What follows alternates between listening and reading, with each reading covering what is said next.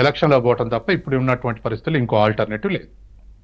Yeah, Numan గారు చూస్తున్నారు, very latest breaking ఇది. ఇప్పుడే న్యూస్ వచ్చింది, సుప్రీంకోర్టు తెలంగాణ ప్రభుత్వం వేసిన స్పెషల్ లీవ్ పిటిషన్ను డిస్మిస్ చేసింది. సో తీర్పు ప్రభుత్వానికి కొంత ఎదురు దెబ్బ అని చెప్పొచ్చా, లేదంటే ప్రభుత్వం తీసుకోబోయే స్టెప్ ఎలా ఉంటుంది, నెక్స్ట్ ఏం చేయబోతున్నారు అనే దానిపైన చాలా ప్రశ్నలు ఉన్నాయి. ఏం చెప్తారు? ఓకే, ఎసెన్షియల్లీ హైకోర్టులో స్టే ఆర్డర్ వచ్చిన తర్వాత ట్రిపుల్ టెస్ట్ మనం ఏదైతే మేము తీసుకున్నామో, బీసీ డెడికేటెడ్ కమిషన్ ఉండాలా, ఎంపెరికల్ డేటా ఉండాలా, దాంతో పాటు 50% సీలింగ్ అనేది ఆ క్యాప్ ని తీయాలి అని అంటే మనకి స్పెషల్ సర్కమ్స్టెన్సెస్ కావాలి అని చెప్పేసి ఇంద్రశాని గారి జడ్జిమెంట్ ఉన్నటువంటి ట్రిపుల్ టెస్ట్ పాస్ అవ్వడం జరిగింది. అది పాస్ అయిందా లేదా అని చెప్పేసి కోర్ట్స్ డిసైడ్ చేయాల్సి ఉంటుంది. నేనేమంటున్నాను అని అంటే, ఈ రోజు సుప్రీం కోర్టుకి మేము వెళ్లాల్సిన ఏకైక ఉద్దేశం ఏంటి అని అంటే, సుప్రీం కోర్టు ఇక్కడ హైకోర్టులో రిలీఫ్ రానందువలన ఆర్టికల్ 136 ఆఫ్ ఇండియన్ కాన్స్టిట్యూషన్ ప్రకారం మాకు సుప్రీం కోర్టులో కావాలి రిలీఫ్ అని చెప్పేసి 4 వీక్స్ ఏదైతే వారు టైం ఇచ్చిండ్రో కౌంటర్ దాఖలు చేయమని చెప్పేసి, దానికి అంత టైం వల్ల మనకి ఇబ్బంది అవుతుంది అని చెప్పేసి త్వరగా మనకి ఒకవేళ రిలీఫ్ దొరికితే మనం ఎలక్షన్స్ కి వెళ్ళొచ్చు అనే ఏకైక ఉద్దేశంతో మేము చేయడం జరిగింది. కానీ స్పెషల్ లీవ్ పిటిషన్ ని డిస్మిస్ చేసింది సుప్రీం కోర్ట్.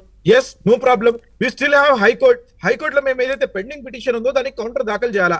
మేము అడ్వకేట్ జనరల్ కానివ్వండి, అడిషనల్ అడ్వకేట్ జనరల్ కానివ్వండి, మా లాయర్స్ కానివ్వండి, మేము ఈ డేటా ఏదైతే మేము సేకరించినామో, ఎంపెరికల్ డేటా ఏదైతే సేకరించినామో, 130 కోట్ల కుటుంబాల దగ్గరికి పోయి 1,00,000 ఎన్యూమరేటర్లని పెట్టుకుని ఏకైక రాష్ట్రం తెలంగాణ రాష్ట్రం. ఎక్కడ కూడా భారతదేశంలో ఎవరు చేయని విధంగా మేము క్యాస్ట్ సెన్సస్ చేసి సోషియో ఎకానమిక్ ఫ్యాక్టర్స్ ఏదైతే సామాజిక ఆర్థిక స్థితిగతులను తీసుకుని ఆ డేటాని సేకరించడం జరిగింది, హేతుబద్ధంగా చేయడం జరిగింది. ఆ డేటాని మేము మా కౌంటర్ అఫిడవిట్ లో మేము ఫైల్ చేయబోతున్నాము.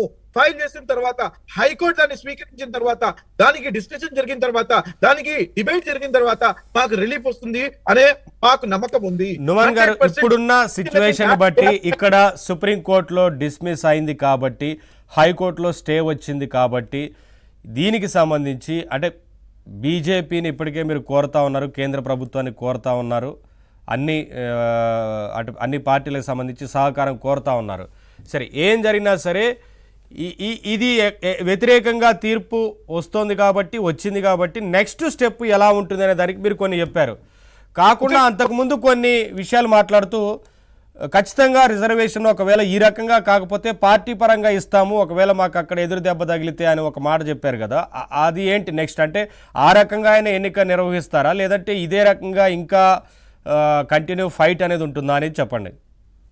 ఒకటి మాత్రం తథ్యం, 100% మేము we're going to give 40% reservation no matter what. Okay, నేను అనేది ఏంటంటే పార్టీ పరంగా ఇవ్వాలి అని చెప్పేసి 100% that is going to happen. కానీ ప్రభుత్వ పరంగా ఏదైతే మనం ఇవ్వాలో దాని గురించి మనం కష్టపడుతున్నాం ఇప్పుడు. ఎందుకంటే ప్రతి ఒక్క పార్టీ కూడా దానికి అనుసరించి దానికి 100% 42% రిజర్వేషన్ ఇచ్చినప్పుడే నిజమైన మేలు జరుగుతుంది.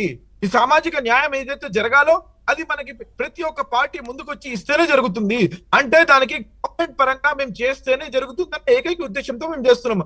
ఇందాక పెద్దలు సత్య గారు మాట్లాడినట్టు ఏదైతే మేము మాట్లాడుతున్నామో దాన్ని 9th షెడ్యూల్ లో చేర్చి దానికి జ్యుడిషియల్ రివ్యూ జరగకుండా ఉండాలి అని అంటే, వారికి 100% రిజర్వేషన్ జరగాలి అని అంటే మేము దీన్ని 9th షెడ్యూల్ లో చేయాలా అనంటే, దీన్ని పార్లమెంట్ లో, లోక్సభలో, రాజ్యసభలో డిస్కషన్ జరిగిన తర్వాత ప్రెసిడెంట్ గారి ఆమోదం పొందాలా.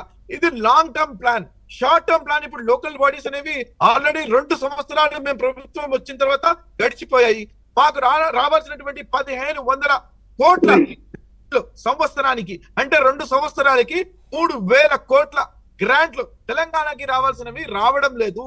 దీనివల్ల మేము ప్రజలకి ఇక్కడ మేము ఏదైతే ప్రజాపాలన చేస్తున్నామో గ్రాస్ రూట్ లో మేము చేస్తున్నటువంటి స్కీమ్స్ పోవాలి అని అంటే మాకు గ్రాస్ రూట్ లో మాకు సర్పంచ్లు కావాలా, ఎంపీటీసీలు కావాలా, జెడ్పీటీసీలు కావాలా, లోకల్ బాడీస్ లో రిప్రజెంటేషన్ ఉన్నప్పుడే పంచాయత్ రాజ్ లో మనకి ప్రజలకి మేలు జరుగుతుంది. అది లేని పక్షాన మేము ఏ రకంగా మేము ప్రభుత్వ పరంగా స్కీమ్స్ తీసుకుంటున్నామో అది గ్రాస్ రూట్ కి వెళ్ళడానికి ఇబ్బంది కలుగుతున్నది.